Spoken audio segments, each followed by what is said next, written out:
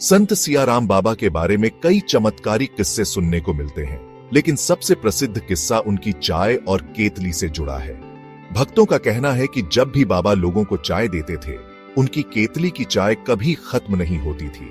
चाहे कितनी भी बार चाय निकाली जाए, केतली में हमेशा चाय बनी रहती थी। यह एक अद्भुत घटना थी जिसे बाबा के अनुयायी चमत्कारी मानते थे। इस अद्वितीय घटना ने उनके अनुयायियों के दिलों में बाबा के प्रति श्रद्धा और विश्वास को और भी मजबूत किया। संत सियाराम बाबा को चमत्कारी कहे जाने के पीछे उनकी तपस्या और साधना की शक्ति भी एक महत्वपूर्ण कारण थी। चाहे कड़ी सर्दी हो या तपती गर्मी, बाबा हमेशा सिर्फ एक लंगोट में ही रहते थे। भक्तों का कहना है कि उन्होंने कभी भी बाबा को लंगोट के अलावा किसी और कपड़े में नहीं देखा। बाबा ने 10 साल तक खड़े होकर तपस्या की थी और अपनी योग साधना से खुद को हर मौसम के अनुकूल ढाल लिया था। यह उनकी चमत्कारी शक्ति का ही नतीजा था कि उन्हें सर्दी गर्मी का कोई असर नहीं होता था।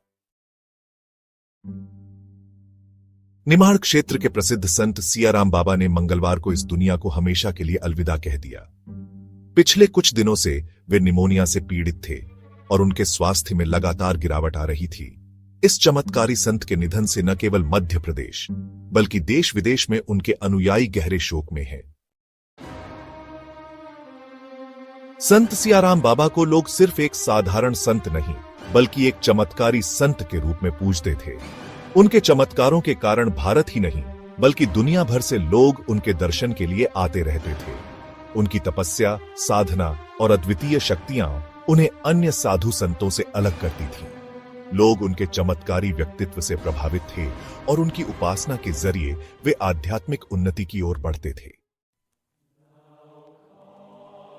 संत सियाराम बाबा का जीवन सादगी, निर्मलता और योग साधना का अद्भुत उदाहरण था। उन्होंने अपनी तपस्या से न केवल खुद को आत्मनिर्भर और शक्तिशाली बनाया बल्कि दूसरों के जीवन को भी रोशन किया। उनके जीवन की सरलता, उनके अद्वितीय चमत्कारी गुण और उनकी साधना आज भी उनके अनुयायियों के दिलों में जीवित है।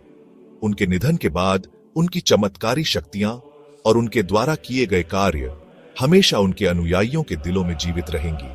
संत सियाराम बाबा का जीवन हमेशा प्रेरणा देने वाला रहेगा और उनके चमत्कारी किस्से हमेशा उनके अनुयायियों के दिलों में याद किए जाएंगे। कमेंट करके बताएं, क्या आपने सियाराम बाबा के बारे में सुना था? और हमारे चैनल को सब्सक्राइब करें ताकि हम और भी रहस्यमयी कहानियां आपके लिए लेकर आ सकें।